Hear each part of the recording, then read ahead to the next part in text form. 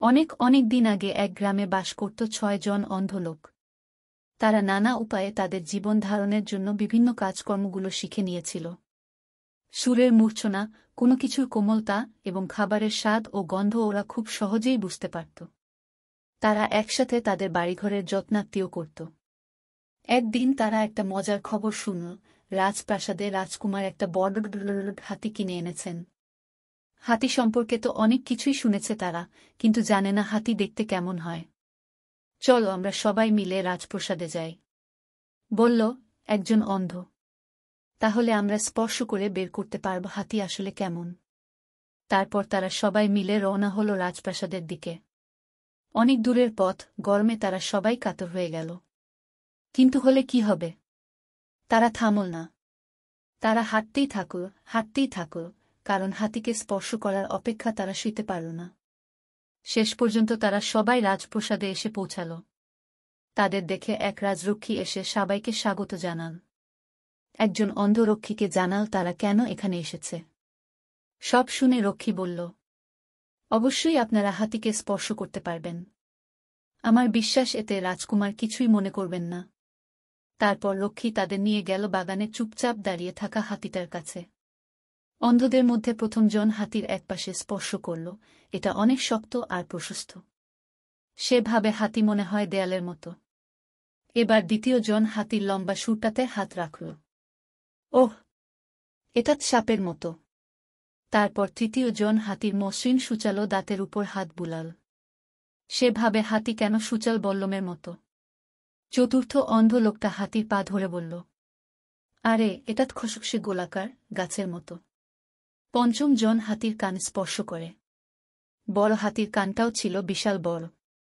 লোকটা যখন কানটা ধরল, ঠিক তখনই হাতিটা আস্তে করে কানটা একটু নাড়াল। তখন লোকটা হেসে বলে উঠল, ওমা, এটা পাখার মতো। সবার শেষে ৬ জন লম্বা চিকন লেজটা স্পর্শ করল। সে বলে, আরে আরে, হাতি তো রশির মতো। এদিকে সকাল গড়িয়ে দুপুর হয়ে গেছে। সূর্যের তাপও বেড়ে গেছে। রক্ষী ৬ জন অন্ধ লোককে সাথে করে নিয়ে একটি গাছের নিচে তাদের বিশ্রাম করতে বলে তাদের জন্য পানি আনতে চলে গেল। ওরা যখন গাছের নিচে বিশ্রাম নিচ্ছিল তখন হঠাৎ করে একজন হাতি সম্পর্কে কথা বলে উঠল, কেউ কখনো বলেনি হাতি দেয়ালের মতো। বলল প্রথম জন। দেয়াল। বলল দ্বিতীয় জন, আরে না, হাতি হচ্ছে সাপের মতো। ওই সময় তৃতীয় জন উঠে হাত নাড়িয়ে বলে উঠল, আমি স্পষ্ট বুঝতে পারলাম হাতি বল্লমের মতো।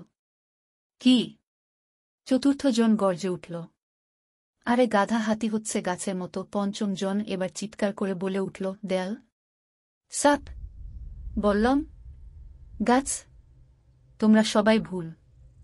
হাতি হচ্ছে পাখার মতো। না না না, জোরে চেঁচিয়ে বলে উঠল ৬ জন।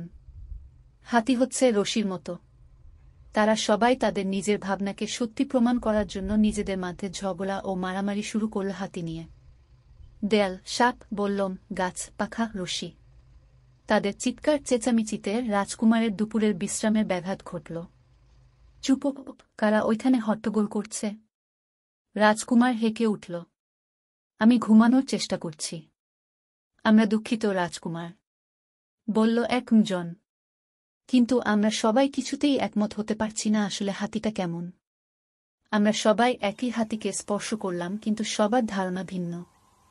রাজকুমার খুবই নম্রভাবে অন্ধজনদের বুঝাতে লাগলেন যে হাতি একটা অনেক বড় প্রাণী। এটার পাশটা দেয়ালের মতো, এটার সুরটা সাপের মতো, এটার দাঁতগুলো বল্লমের মতো, এটার পা গুলো গাছের মতো, এটার লেজটা রশির মতো। সুতরাং তোমরা সবাই সঠিক, কিন্তু তোমরা সবাই ভুল, কারণ তোমরা হাতিটার এক একটা অংশ শুধু স্পর্শ করেছ। যদি জানতে চাও হাতি সত্যি কেমন, তাহলে তোমাদের অবশ্যই সবগুলা অংশ জোড়া লাগাতে হবে। অন্ধ লোকগুলা ভাবতে লাগল রাজকুমার কি বলল, এবং তারা বুঝতে পারল যে তিনি আসলে সত্যি বলছেন। রাজকুমার বললেন, আমি এবার তোমাদের অন্য কিছু বলব হাতি সম্পর্কে। হাতির উপরে চড়তে অনেক মজা এবং আরামদায়ক। এখন তোমরা সবাই মিলে হাতির উপর চড়ে বাড়ি যাবে। এবং তারা তাই করল। অতঃপর তারা সবাই একমত হল যে অন্য সবগুলা অংশের চেয়ে এই অংশটাই হল সবচাইতে ভালো অংশ। কোনো একটা বিষয় নিয়ে মানুষের মতবাদ ভিন্ন হইবারই পারে, আসল কথা হইল কে কোনো জায়গা থাইকা বিষয়টা দেখতাছে। হইবার পারে সবাই ভুল, আবার এইটাও হইবার পারে হগলেই ঠিক। আবার এটাও হইতে পারে আসল জায়গায় কারো খেয়াল বা